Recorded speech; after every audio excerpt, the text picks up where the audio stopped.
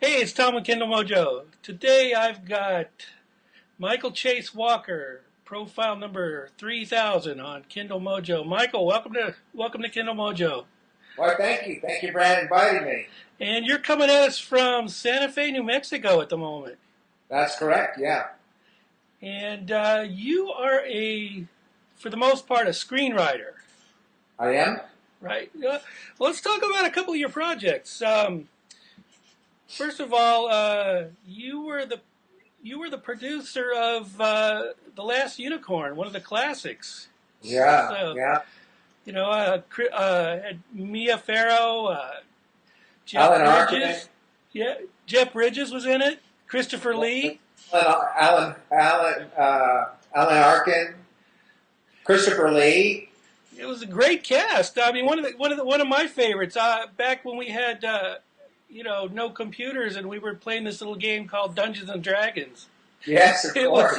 It was like a staple move. That, and you also worked on on the Flight of Dragons as well. That's correct, yeah. Yeah. That had John Ritter. Let's see, Harry Morgan was in that. Mm-hmm. That was what was great about Rankin Bass. I ran creative affairs for them after I sold The Last Unicorn. Well, I'll jump ahead, go back a little bit ways because you'd be interested to know. When I bought the rights to The Last Unicorn, it was in 1974, just when Disney was getting out of animation. And, of course, my whole bailiwick was producing animation. I really believed that, animated films had a future. Well, yeah, they do. I mean, back when they were really animated cell for cell, not like today when they're doing them all on computers. And curiously enough, at that time, even Disney was considering getting out of animation. So it was a really tough, and no one in the industry knew how to distribute an animated film. It was just Disney all the way. And you had a couple of, independent efforts like Richard Williams' Raggedy Ann and Andy, that was basically ITT that had funded that. You had Watership Down, and the only one who was doing anything significant in the area was Ralph Bakshi. And so, when I read The Last Unicorn, I just thought, just the world of it, and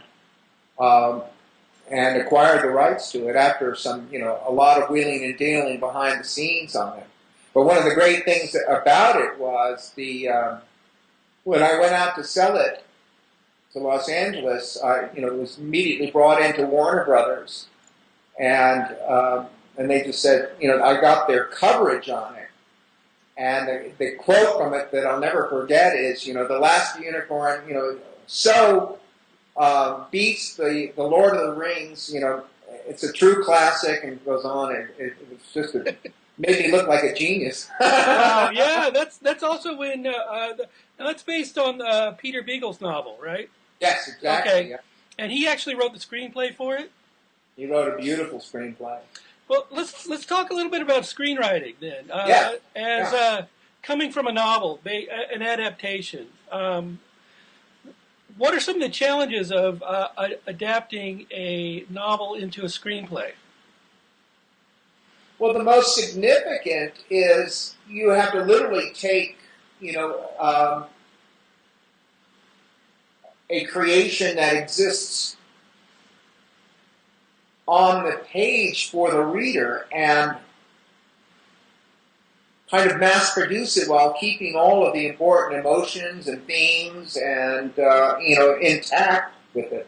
That's probably the single most difficult thing to do, is keeping the writer's tone as best as you can, some of the larger thematic elements to it, and at the same time make it move alive on screen. Let everything unfold on paper exactly as it would on screen.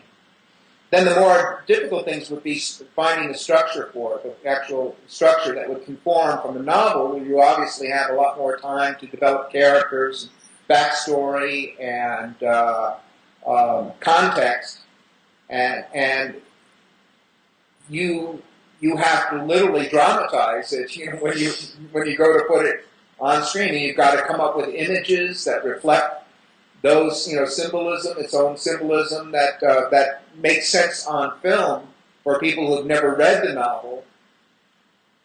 So it's quite challenging. I've only done a few novel adaptations. Mostly when I was early on, I was hired to write big biographies like the Bob Marley Story for Vanguard Films. Right. Now, Peter Beagle, he actually adapted his own novel to the movie, The Last Unicorn. Okay. Yeah. A lot of times that doesn't happen for an author, where they're going to ask the author to write the screenplay. Do most screenwriters work with authors when they're adapting the screenplay? Or is there a process that they go through, or? Well, depending on the author, yeah, more and more there is a willingness on screenwriters' part to work with the original novelist. It used to be kind of hands-off, and the studios didn't want the author involved at all. It was considered a kind of deal killer if the novelist was, buying to do their own screenwriting work, because it was very, very difficult. And it had the history, again, certainly during Peter's time. It wasn't that long ago, but, all these great authors kind of bombed out as screenwriters. Right, yeah. Let's talk about a little bit about the difference between writing an animated film and writing a live action movie. What are some of the differences for that? I mean, your background's in animation, but you've also written live action stuff. So, what differences do you see as far as writing one compared to the other? I think you can be a lot more frivolous in animation than you don't have to actually build the kind of realism inherent in a live action picture that you would in an animated film, and so you could create wildly, just looking back at the great characters of animation, Bugs Bunny, Daffy Duck, these magnificent tricksters who, with great witty sarcasm. You could get away a lot with just having a coyote up there talking about stuff, and and not have to actually worry about the realism of it. Right, okay. About the time you got started, that's about when Don Bluth kind of broke away from Disney. Yes, Am I right with that? What kind of effect would you say that had? He sort of pioneered, I guess, what would be called indie animation. He kind of broke off on his own and did like The Secret of Nim, and he also did a video game and other stuff. Go to Heaven.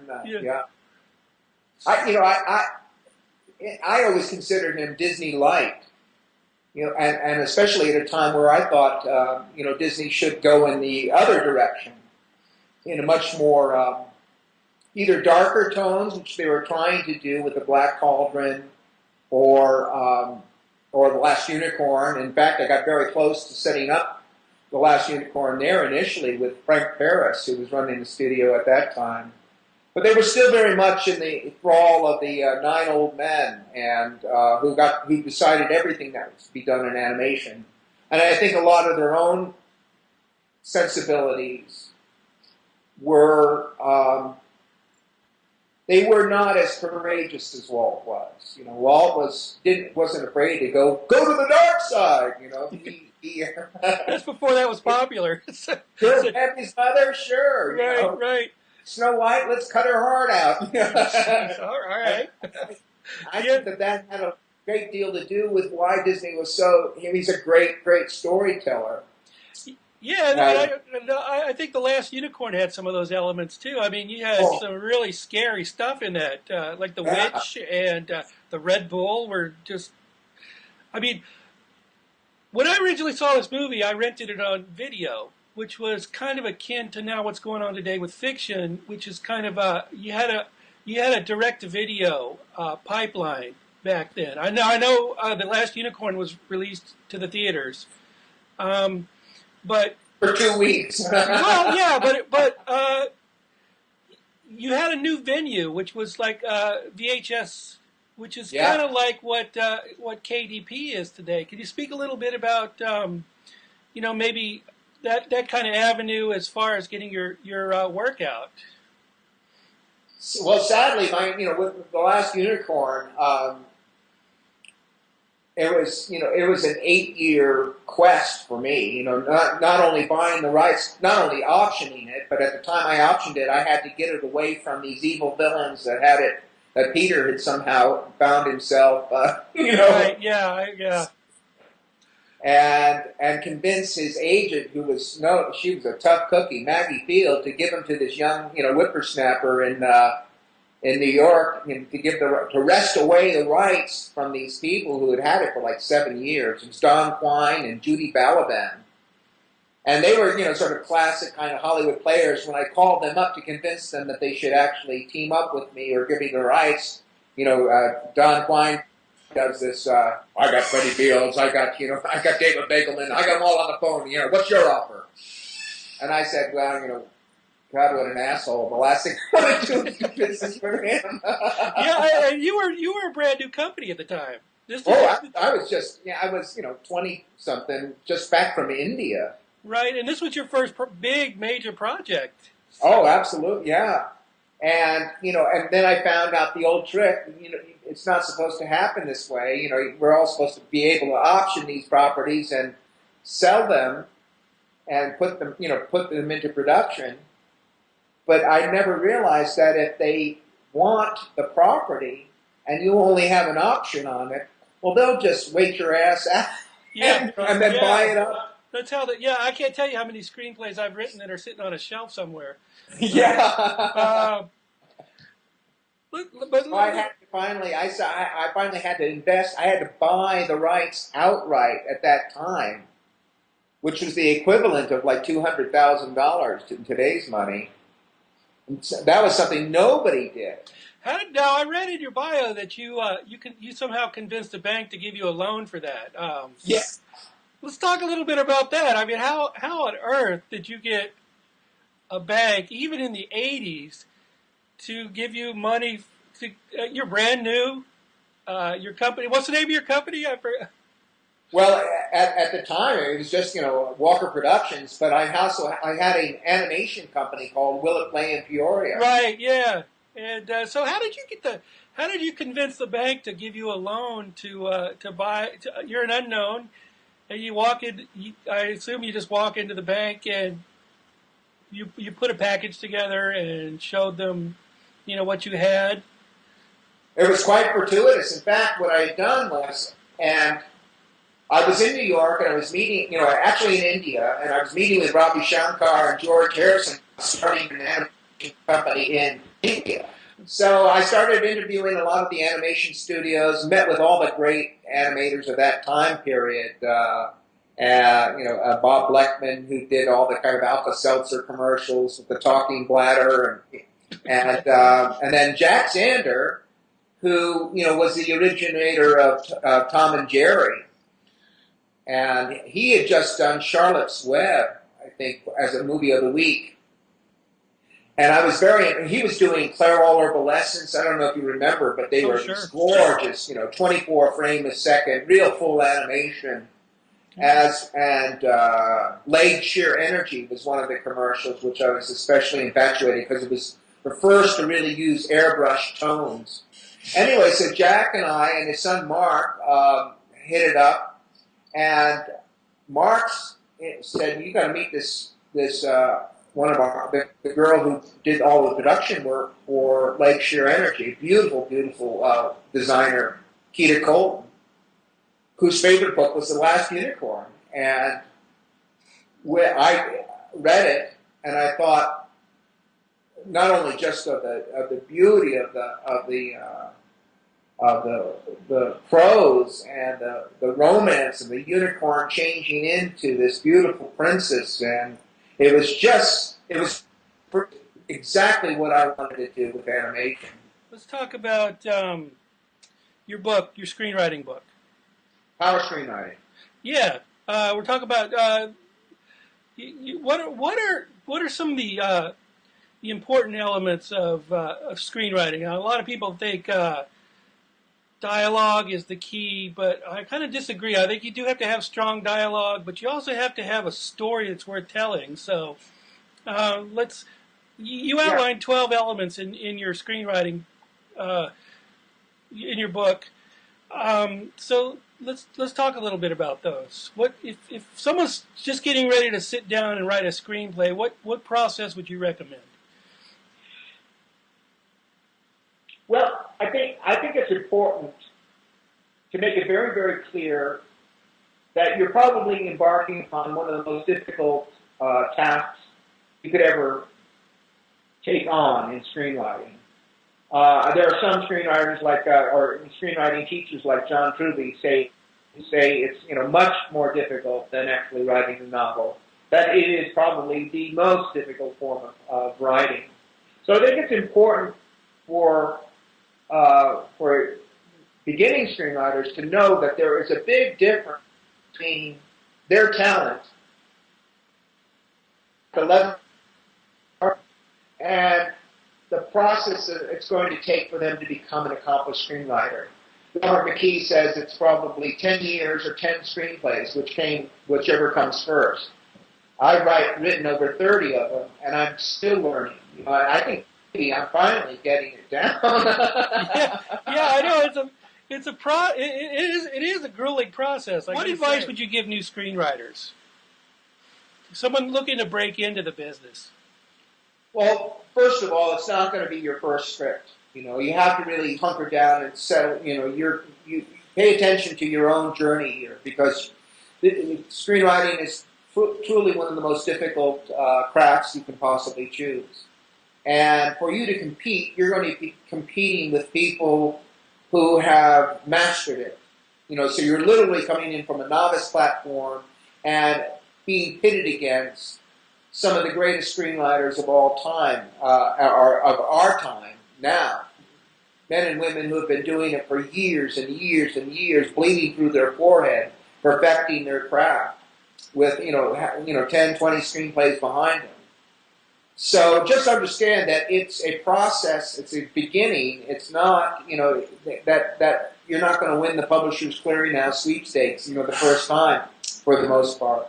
Those days are kind of gone. I mean, there is a very minimal spec market out there, but it's better to you're a long distance runner, not a sprinter. And if you're intent on doing it, you've got to adjust to the fact that you're going to be doing this every day for the next 10 years before you really, really know your craft and you found your voice.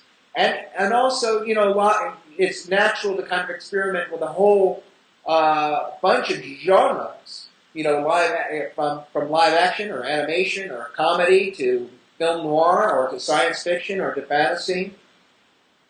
And you've got to kind of carve out your own unique vision. You can be pretty much bet that whatever you're going to select, there's a whole other generation of like-minded writers or enthusiasts who are going to pretty much come up with the same kind of genre, same kind of idea. And, so to have a unique project out there is going to be tough as well. You got to know the field that you're writing in. You've got to sense that your project is about 2-3 years ahead of its time. Otherwise, you're going to get in there and you're going to find out that there's 100 different, westerns coming out. Nowadays, you cannot afford, if you get too verbose in your writing, then they'll throw your screenplay out the first page. And so it takes such an incredible amount of intense writing to where you're expressing maximum emotion, maximum action, maximum description, and yet the most minimal amount of words. How do you get it? Right. You're used to kind of essay writing. A sentence is too long. It's got to be that kind of poetic staccato of boom, boom, boom, boom, images, images, images, images, symbols. And that takes an enormous amount of discipline and practice to kind of accomplish. And yet still make it interesting, still make it to where the reader can follow it. Now, a screenplay will go through, when you see a movie, you'll see, sometimes 5, 6, 7, 8, 9 credits for a writer. A screenplay will go through so many revisions before it's actually produced. Yeah. And often they'll have a screenwriter on the set revising as they shoot. So Yeah. Of course, in animation, it's all done up front. So that was, not my experience in, writing animation, and maybe why I prefer it. So the difference was in animation was, you did not have to invest a lot of time as you would in a live action in grounding it into a kind of realistic setting, in dramaturgy, in so many different ways. Okay, so we're talking about how your new project, The Dragon Prince, evolved from your project in the '80s, Flight of Dragons. So can you elaborate a little bit on that? Yeah, when I was head of creative affairs for Rankin Bass, we, right at that time, they had a deal with ABC to do, movies of the week, animated movies of the week. And so we had just done Return of the King, we did The Hobbit, and the next one to come along was The Flight of Dragons. Now, remember at that time, all the public coffee gnomes, fairies, witches, and The Flight of Dragons was one of them. So we bought the rights to that, and then we bought the rights to a Poul Anderson and Gordon Dixon book called The Dragon and the George. And then I hired my brother Jeffrey, who's runs San Diego Comic-Con, to marry. So years later, I get a call, and it must have been about 2 years ago, from these young animation, producers up in Seattle, out of Seattle, who were, hell-bent to redo The Flight of Dragons. It was one of their favorite films in their youth, and they felt that it was time to redo it, which is a noble idea. Unfortunately, the rights were so convoluted and tied up and with Warner Brothers, and the people claiming to own the rights didn't own the rights. They didn't revert back to the author, Peter Dixon, and even if they did, he had no interest whatsoever in seeing anything done with it. He's old and ready to pass on. So anyway, they were just gung-ho about going ahead and doing this film anyway. And I just said, it's hard, because you won't own anything. You won't even own your own film once you put all this. I steered them to my brother, who had done the original story for back in the '80s, and he was too busy for it. And I pitched them a story that they fell in love with, and so it became The Dragon Prince. I'm really excited. I'm looking forward to it. I got to tell you, one of my favorite scenes in The Flight of Dragons was when the two dragons were sitting in the basement in the inn singing "Old Susanna." I thought that was a brilliant twist. You kind of married the. So let's talk about your book. What's the title of your book? It's a book about screenwriting. So. Yes, Power Screenwriting was my first book, which I wrote as an adjunct faculty member at the College of Santa Fe. And at that time, there was Sid Field and no other screenwriting books out. McKee hadn't come out with his, and I don't think Truby had yet either. And I needed a book that reflected my syllabus. So I literally wrote this book for my students at the College of Santa Fe, with no any other ambitions apart from it. It was recently accepted into the Harvard screenwriting program as required reading. And so there's been a whole other new attention brought to the book. Random House just bought, the actual publishing company itself. So the sequel is called Quest for Story: A Screenwriter's Progress. And basically, it looks at all of the myths that we experience commonly in our day-to-day lives and breaks them down and deconstructs them to back to their origin. That, it's deconstructing that in order to write the myths of the future, I feel it's important for screenwriters to know the myths of the past and how that deeply they influence us today. So it goes in, old ancient stories about the moon and the whole progression of moon to, the progression of moon and sun being the earliest gods of, of mankind. So it goes back through the religions, deconstructs all of the kind of religious myth that we live today and accept, and basically tells you how to create the myths of the future. Oh, that sounds great. One of the best pieces of advice that I was given early on, probably 20 years ago, in a screenwriting class at the University of New Mexico was taught by Gus Blaisdell. I don't know if you knew him or not. Oh, yeah. Yeah. That a hero has to want something and want it badly. Yes, and, yeah. That has always kind of stuck with me. So what other pearls? David Howard. What's that? That's David Howard, Tools of Screenwriting. Right, exactly. Someone wants something badly, very, very badly, and is having a tough time getting it. Exactly. So, if you had to narrow it down to say one little bit of wisdom for the new screenwriters out of your books, what would that be?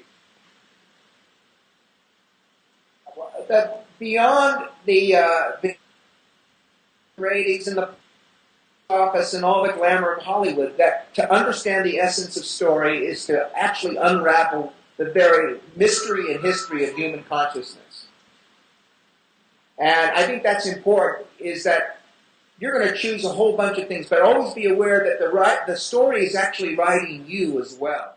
Okay, so where can we find you on the web? Just Google my name and take your choice. Okay. Take your poison. Okay. Well, I've got sites everywhere, from LinkedIn, That's awesome. All right. Well, listen, thanks for being with me today. I appreciate it. Hey, Tom, it's been a great pleasure. Thanks.